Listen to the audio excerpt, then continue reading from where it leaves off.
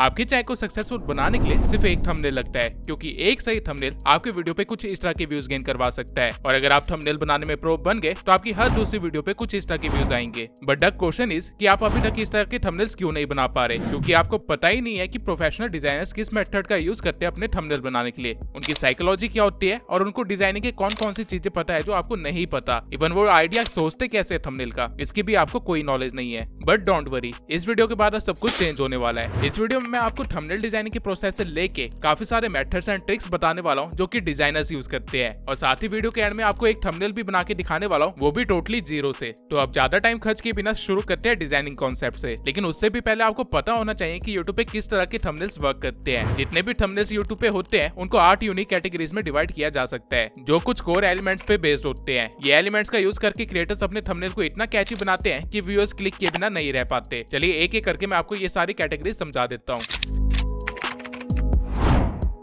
क्या आपने कभी सोचा है सेलर्स खुद को पायरेट से कैसे बचाते हैं, या फिर यूएस का प्रेसिडेंट एक जगह से दूसरी जगह कैसे घूमता है अपनी गाड़ी को कॉन्वो वैन में डाल के, या फिर एयरप्लेन्स को कैसे टेस्ट किया जाता है मुर्गे की कुर्बानी देके। ये सारे थंबनेल्स शॉकिंग है जो कि व्यूअर्स को एक सेकंड के लिए सोचने पे मजबूर कर देते हैं और इतना क्यूरियस कर देते हैं कि वो अल्टीमेटली थंबनेल पे क्लिक कर देते हैं। मिस्टर बीस्ट के मैक्सिमम थंबनेल्स ऐसे ही होते हैं।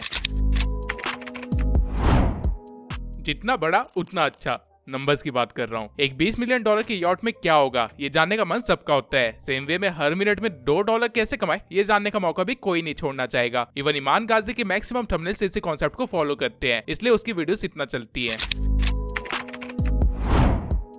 लोगों को इतना ज्यादा एडिटेड और आर्टिफिशियल चीजें देखने की आदत हो गई है कि जब इस तरह के सिंपल थंबनेल देखते हैं तो उनका दिमाग इस चीज को प्रोसेस ही नहीं कर पाता। एज अ रिजल्ट क्रिएटर्स को कुछ इस तरह के व्यूज मिल जाते हैं। यानी कि आज के टाइम में आप कह सकते हैं सिंप्लिसिटी गेट्स अटेंशन। क्वेश्चन पूछो और आंसर बताए बिना भाग जाओ। रियल लाइफ में ऐसा करोगे तो लोग आपके पीछे पड़ जाएंगे जवाब जानने के लिए, और यूट्यूब पे अगर ऐसा करोगे तो थंबनेल्स पे क्लिक आएंगे, वो भी दबा के। ठीक इस तरह ह्यूमंस आर सॉल्यूशन ओरिएंटेड, इस चीज का फायदा उठाओ। नए चैनल और व्यूज चाहिए, थंबनेल में कोई बड़ा क्रिएटर दिखा दो, काम बन जाएगा। ठीक इसी थंबनेल स्ट्रेटेजी का यूज करके मैंने अपने चैनल को स्टार्ट किया था, और मिस्टर बीस्ट के नाम से तो जितने भी चैनल चल रहे हैं सब यही कर रहे हैं। और ये चीज एक्चुअल में कितनी इफेक्टिव है ये खुद ही गेस कर लो। दोनों में से कौन से थंबनेल पे क्लिक करोगे? मेन कैरेक्टर को किसी बड़े ऑब्जेक्ट के अंदर रख दो या फिर पास में रख दो और व्यूज मिलियंस में गारंटेड है, क्योंकि ऐसी चीजें हमें नॉर्मल अपनी लाइफ में देखने को नहीं मिलती है। और अगर आपकी फीड में एकदम से कुछ ऐसा आ जाए तो बिना सोचे आप क्लिक जरूर करोगे। ये one of the most common use thumbnail design है। बेसिकली थंबनेल के टॉप पे एक टेक्स्ट लिख दो जो कि आपके टाइटल से लिंक्ड हो। मेरी मैक्सिमम वीडियोस जिन्होंने अच्छा परफॉर्म किया है उनमें यही डिजाइन यूज किया गया है।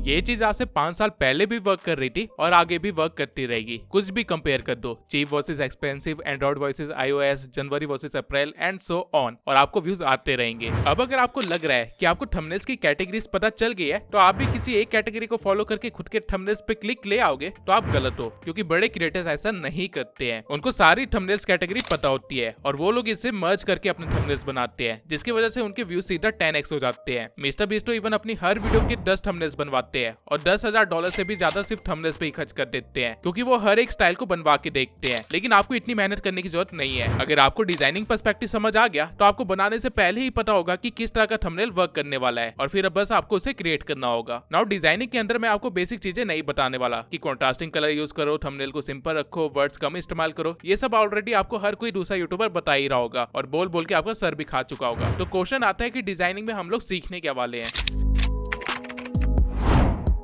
कंपोजिशन का मतलब होता है कि आपके थंबनेल का ओवरऑल सेटअप कैसा होगा, यानी कि कौन सा एलिमेंट कहां जाएगा और कैसे लगेगा। वहीं लेआउट का मतलब होता है उन एलिमेंट्स को बैलेंस करना और स्पेसिफिक एलिमेंट्स की अरेंजमेंट करना ताकि कंपोजिशन ना बिगड़े। नाउ इसके अंदर 3-4 चीजें आती है जो कि मैं आपको सिखा देता हूँ।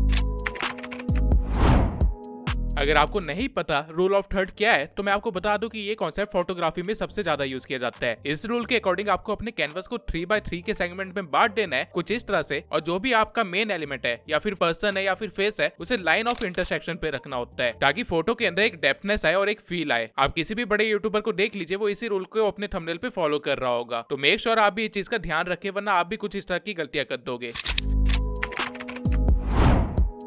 अब आपने कभी सोचा है कि थंबनेल्स में हमेशा फेस या पर्सन लेफ्ट साइड में क्यों होता है? रीजन ये है कि हम थंबनेल्स को देखते नहीं है बल्कि आंखों से पढ़ते हैं और हमारी आंखों को लेफ्ट से राइट पढ़ने की आदत होती है, इसलिए आपको